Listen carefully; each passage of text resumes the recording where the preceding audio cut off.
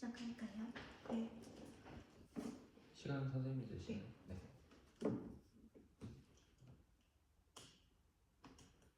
그럼 시작하겠습니다. 네. 지금부터 수업 설계 조건 답변 드리겠습니다. 먼저 첫 번째 설계 조건 답변하겠습니다.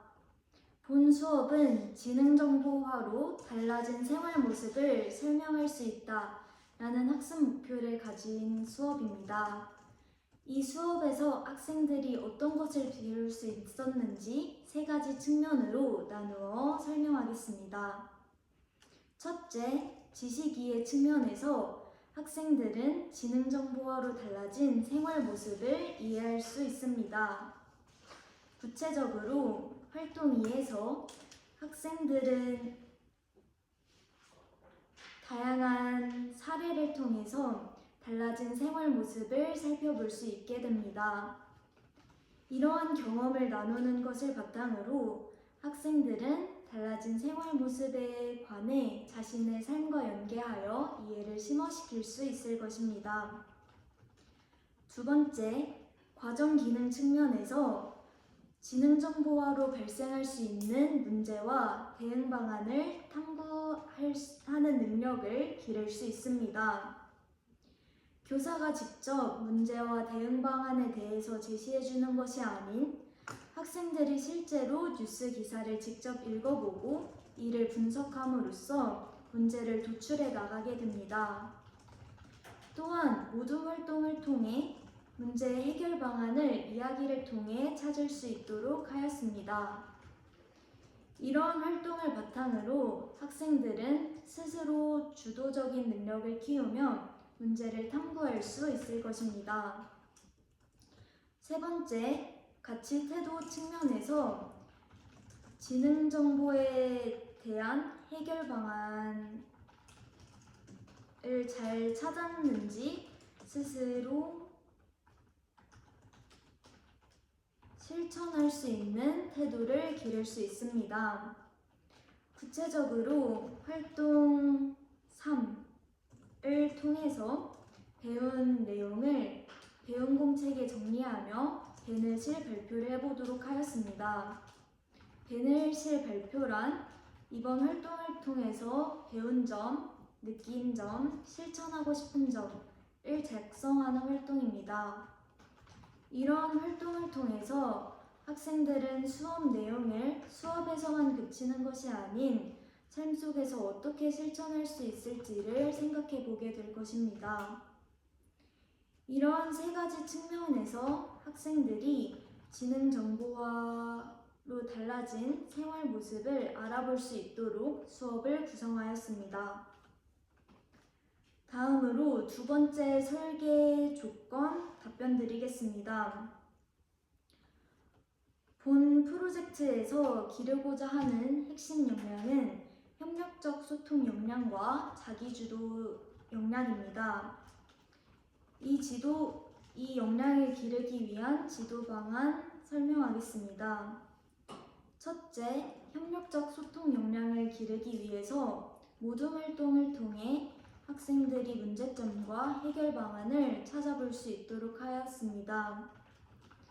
급격한 사회 변동 속에서 학생들이 자신만의 관점에 갇히는 것이 아닌 다양한 학생들의 의견을 들어보게 된다면 학생들의 사고를 확장하고 변화하는 미래 사회에 대응할 수 있을 것이라 생각합니다.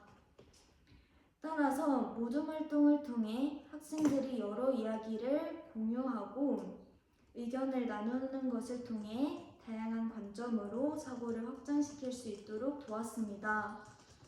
이 과정에선 서로 소통하는 능력을 키우기 위해 구체적으로 모둠 활동 규칙을 만들었습니다.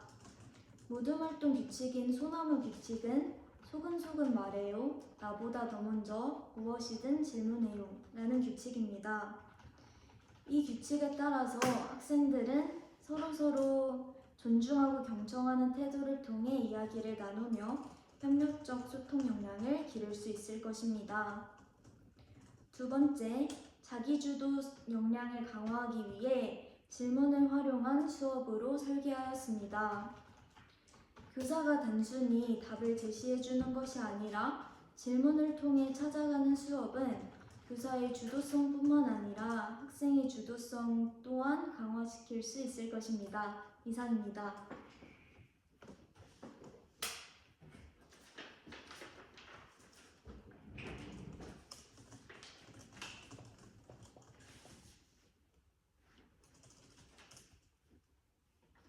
다음으로 수업 실현 시작해 보겠습니다. 우리 첫 번째 활동으로 지능 정보화의 의미에 관해 알아보았습니다. 그럼 우리 두 번째 활동으로 넘어가 볼까요? 쓱쓱! 활동 2. 지능 정보화로 달라진 생활 모습 살펴보기입니다. 선생님이 자료 1을 가지고 왔습니다. 모두 함께 어떤 내용인지 살펴볼까요? 이 사진 속에는 어떤 모습이 보이나요? 와, 많은 친구들이 손을 들어주고 있네요. 그럼 두더지 발표를 통해 1번부터 발표해볼까요? 노트북을 사용하고 있어요. VR을 통해 영상을 보고 있는 것 같아요. 노트북을 활용해서 영상통화를 하고 있습니다. 또 핸드폰에 QR코드를 찍어 자전거를 빌리는 모습을 볼 수 있습니다. 많은 친구들이 이 사진 자료 1의 모습을 잘 관찰해서 말을 해주었네요. 그럼 이 자료 1을 보았을 때 어떤 같은 점을 찾아볼 수 있을까요? 민서? 맞습니다. 민서가 말해준 것처럼 자료 1의 모습은 모두 지능정보 기술을 활용한 모습이라는 공통점이 있었습니다. 그러면 우리 이 그림과 관련된 또 다른 경험이 있는지 한번 이야기를 해볼까요? 경험을 나누어 볼 수 있는 학생 있을까요? 서연이. 서연이는 영상통화와 관련해서 미국으로 여행을 떠난 언니에게 영상통화가 걸려왔다는 점을 이야기를 해주었네요. 영상통화를 통해서 미국의 모습도 알 수 있었고 멀리 있는 언니와 이야기를 볼 수 있어서 좋았다고 하네요. 또 다른 의견이 있는 학생 있나요? 미나. 미나는 VR을 통한 경험을 나누어 주었네요. 우리 미술 시간에 VR을 활용해 온라인 미술 전시해 보았던 것 모두 기억나나요? 맞습니다. 온라인 전시관을 통해서 그림을 생생하게 볼 수 있었죠. 미나가 지난 시간 미술 시간과 연결하여 경험을 잘 나누어 주었네요. 그러면 이렇게 지능정보 기술을 활용한 경험을 나누어 보았는데 지능정보 기술에는 어떤 것이 있을지 이야기해 볼 수 있는 학생 있나요? 미나. 맞아요. 인터넷도 있고. 채연이. 챗GPT도 있어요. 우리 그럼 챗GPT와 같은 기술을 무엇이라고 이야기하는지 알고 있나요? 맞습니다. 인공지능이라고 하죠. 그러면 이 점도 한번 상상해 볼까요? 우리 인공지능을 어떻게 활용할 수 있을까요? 한번 머릿속으로 잠시 상상하는 시간을 가져보고 이야기를 해보겠습니다. 모두 잘 생각해 보았나요? 그러면 어떻게 이를 활용할 수 있을지 발표해 볼 수 있는 학생 있나요? 종민이. 종민이가 말해준 것처럼 인공지능을 활용하면 모르는 내용을 쉽게 찾을 수 있다고 말을 해주었네요. 또 다른 학생 있나요? 지아. 지아는 인공지능을 활용하면 사진이나 영상을 또 만들 수 있다고 말해주었네요. 맞아요. 요즘은 인공지능이 발달해서 내가 원하는 사진이나 영상을 쉽게 만들 수 있었죠. 좋습니다. 그러면 이러한 인공지능을 활용했을 때 장점은 무엇일까요? 재민이. 재민이가 말해준 것처럼 인공지능을 활용한다면 시간과 공간을 넘어서서 내가 원할 때 언제든지 사용할 수 있다는 이야기를 해주었네요. 아주 창의적인 의견입니다. 또 보충해서 이야기를 해볼 수 있는 학생 있나요? 창환이. 창환이는 인공지능을 활용하면 삶이 편리해진다는 이야기를 해주었어요. 맞습니다. 창환이가 이야기해준 것처럼 우리 삶을 더 편리하고 더 좋게 만들어줄 수 있겠죠. 그런데 저기 멀리 채린이가 손을 들어주고 있네요. 채린이는 장점만이 아니라 인공지능을 활용했을 때 문제점도 있을 것 같다고 말을 해주었어요. 다른 친구들도 문제점도 있을 것 같다고 생각하나요? 모두 공감의 새싹을 들러주고 있는 것을 보니 장점뿐만 아니라 문제점도 있을 것 같다는 생각에 공감을 해주는 것 같아요. 맞습니다. 우리 기술에는 장점뿐만 아니라 단점 또한 존재할 수 있겠죠? 그럼 이를 활동 3을 통해서 알아보도록 하겠습니다. 그럼 우리 세 번째 활동으로 넘어가 볼까요? 쓱쓱! 활동 3. 지능 정보로 나타난 문제와 대응 방안 살펴보기입니다. 이번 활동을 통해서 문제점을 찾아보고 대응 방안도 함께 알아보도록 합시다. 선생님이 자료 두 번째를 가져왔습니다. 이 자료는 어떤 내용이 보이나요?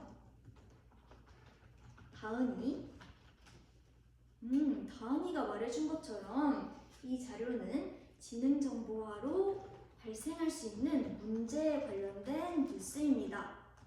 우리 이 자료를 통해서 활동을 진행해 보도록 합시다. 구체적인 활동 방안 안내하겠습니다. 첫 번째, 자료 1을 통해서 문제점을 파악해 주세요. 두 번째, 실생활에서 문제를 해결하기 위한 방안을 이야기해 주세요. 세 번째, 패들렛에 토의 내용을 올려주세요. 이번 활동은 모둠 활동입니다. 우리 반은 24명이니 4명씩 6모둠을 만들어 볼까요? 우리 모두 다 함께 모둠을 모둠을 잘 만들어 주었네요. 그럼 활동을 시작하기 전에 우리 모둠 규칙 모두 기억나나요? 바로 소나무 규칙이었죠? 다 함께 말해볼까요? 소근소근 말해요. 나보다 너 먼저. 무엇이든 질문해요. 이 소나무 규칙을 통해 다양한 생각과 느낌을 존중하고 경청하는 태도를 통해 모둠 활동을 진행해 봅시다. 모든 학생의 의견을 서로 잘 들어보면서 활동을 진행해 주세요. 그럼 선생님이 스마트 패드를 나누어 주겠습니다. 모둠의 나눔이 친구들 앞으로 나와서 스마트 패드 가져가 주세요. 스마트 패드 잘 받았나요? 네, 그러면 활동 시간은 몇 분이 적절할까요? 5분이 적절할 것 같다고요? 그러면 5분 동안 활동 시작해 보겠습니다.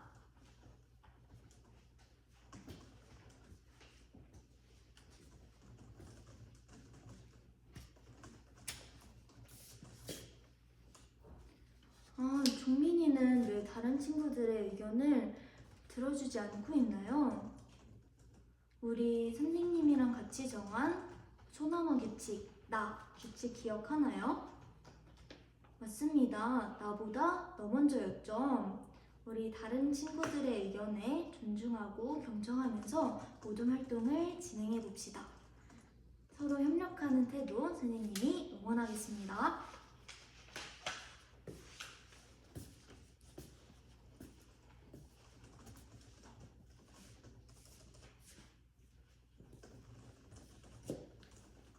우리 산모듬은 도움손을 들어주고 있네요. 어떤 어려움이 있나요? 어떻게 해결해야 될지 그 방안을 생각해 보는 게 어렵다고요. 그럼 선생님과 함께 같이 생각해 봅시다.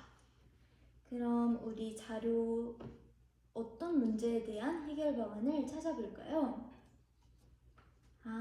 개인정보가 노출되는 문제에 대해서 찾아보고 싶다고요? 그러면 선생님이 예시를 하나 들어주겠습니다. 우리 여러분들 모두 인스타그램을 하고 있다고 들었는데 맞나요?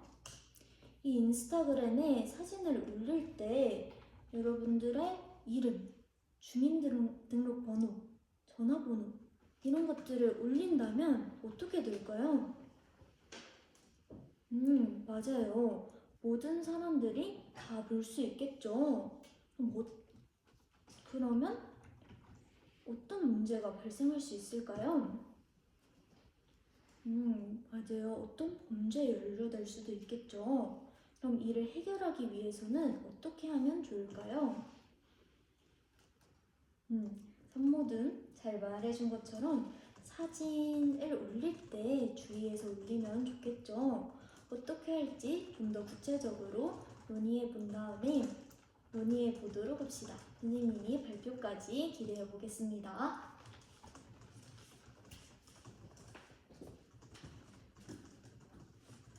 선생님을 보는 눈 반짝! 우리 모두 활동 다 끝났나요? 혹시 활동 시간이 더 필요한 모둠 있을까요? 산모둠이 활동 시간이 좀 더 필요하다고 하네요. 그럼 우리 산모둠에게 배려 시간을 한번 줘볼까요? 우리 산모둠은 3분 동안 활동을 마저 진행해 주도록 하세요. 나머지 모둠은 그동안 헤들렛의 댓글 기능을 통해 이 다른 모둠의 좋았던 점에 대해서 한번 작성해보는 시간을 가지겠습니다. 모두 활동 마무리했나요? 좋습니다. 그럼 우리 먼저 어떤 문제점이 발생할 수 있을지 발표해볼 모둠 있나요? 1모둠의 지민이 개인정보가 노출될 수 있는 문제점이 있다고 말을 해주었네요. 재석이가 보충손을 들어주고 있네요. 그 문제점 안에 사이버 문제 등에 노출될 수 있다고 말해주었어요. 아주 연결해서 잘 말해주었네요. 그럼 뉴스 두 번째에서 찾을 수 있는 문제는 무엇이었나요? 희연이. 희연이는 인공지능이 거짓 정보를 이야기할 수 있다는 점을 말해주었네요. 우리를 속이는 문제점이 발생할 수 있겠죠? 우리 색사건 친구들 모두가 문제점에 대해서 잘 찾아준 것 같습니다. 그러면 다음으로 이 문제점을 해결할 수 있는 방안에 대해서 이야기해 볼 수 있는 모둠 있을까요? 이 모둠. 이 모둠은 사진과 동영상을 올릴 때 먼저 개인정보를 가린 다음 확인해서 올려야 된다고 말을 해주었네요. 아주 좋은 해결 방안입니다. 또 다른 의견 있을까요? 3모둠. 3모둠은 인공지능이 우리를 속일 수 있으니까 비판적으로 생각을 해보아야 한다고 하네요. 3모둠이 보충손을 들어주고 있네요. 인공지능이 말한 정보가 사실인지 아닌지 판단하고 또 사실과 의견을 구분해야 된다고 말을 해주었어요. 아주 창의적인 의견입니다. 여러분 모두 이번 활동을 잘 마무리해 준 것 같습니다. 그럼 오늘의 배느실 배운 공책에 적어볼까요? 오늘 배운 점, 느낀 점, 실천하고 싶은 점을 배운 공책에 써주면 됩니다. 그럼 오늘의 배느실 한번 이야기해 볼 수 있는 학생 있나요? 서우. 서우는 실천하고 싶은 점 중에 우리 지능정보로 발생할 수 있는 대응 방안을 찾아봤던 것, 이거를 실제로 실천해보고 싶다고 이야기를 해주었네요. 좋아요. 그럼 우리 오늘 활동을 정리해볼까요? 이상 수업 시간 마치겠습니다. 감사합니다.